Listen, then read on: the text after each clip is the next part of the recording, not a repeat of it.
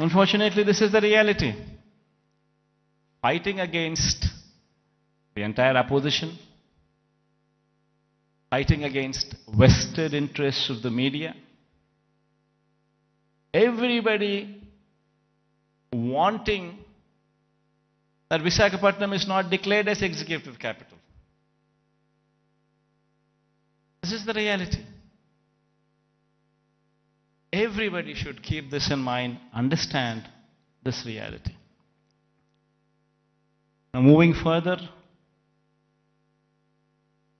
Vizag would have to develop. I'm assuring you, we have court cases going on, we have so many people trying to oppose everything.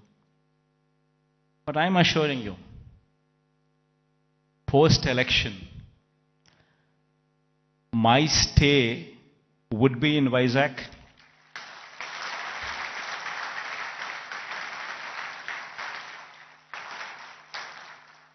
In fact, my swearing-in ceremony also would be in Vizag.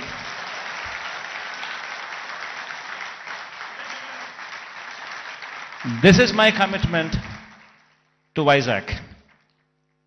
And now, what is the vision for Vizag? See, we need to have a 10-year vision. We would have to own this city, christen the city as executive capital, become part of the city, and have a 10-year vision. You know, we need to have a roadmap which is workable, which is doable. It cannot be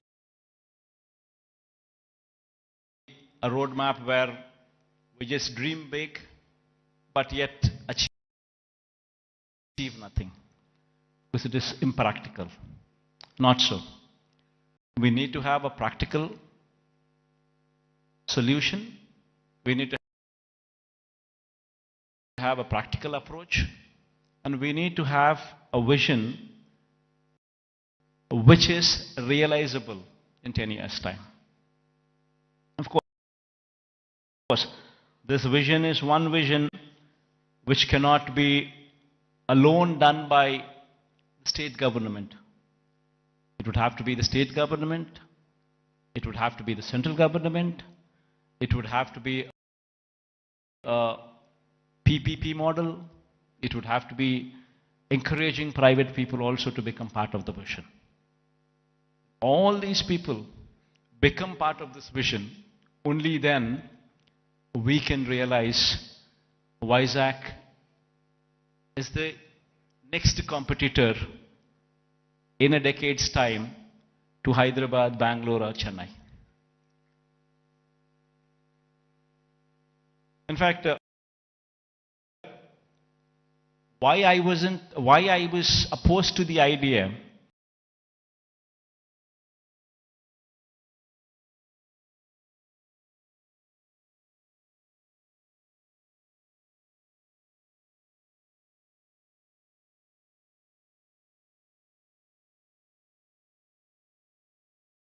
there.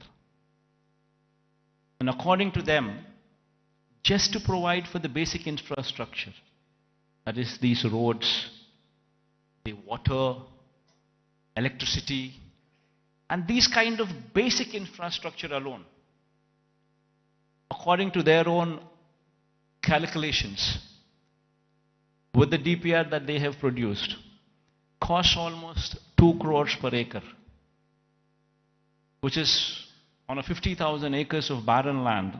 If one were to just lay these basic infrastructure requirements put in place, we're talking about 1 lakh investments, 1 lakh crores of money, which would have to be put in before any buildings could come up, or before we could talk about anything else other than the basic roads or the basic electricity or the basic water or the basic stuff. Now, per se, does anybody have 1 lakh crores to be pumped in? And if this 1 lakh crores were to be pumped in today, it's going to cost 1 lakh crores. But if this 1 lakh crores would be pumped in maybe in 20 years' time, presuming 5,000 crores of outlay every year, approximately, what one could actually probably afford. Because there's nothing there. Then you're talking about 20 years. Then in 20 years' time, 1 lakh crore probably would become 7, 8 lakhs or 10 lakh crores. The expenditure, what you thought about as 1 lakh crores today, in 20 years would actually be 10 lakhs, 15 lakhs. Probably the net present value calculations of probably 1 lakh crores 20 years down the line would probably be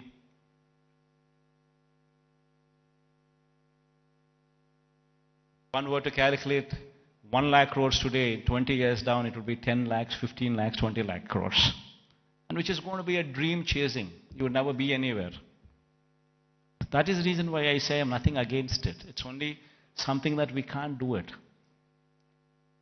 Whereas here in Vizag, we have a place which already has this basic infrastructure put in place. We already have roads. We already have good roads. We already have electricity, good electricity. We have good water connections. We have good everything. Basic infrastructure is already put in place. So all what we need to do is give in that finishing touches. Just give it a little bit of finishing touches, and it would transform into something much, much, much bigger. And what are those finishing touches that we need to give? An iconic secretariat. The moment we shift here,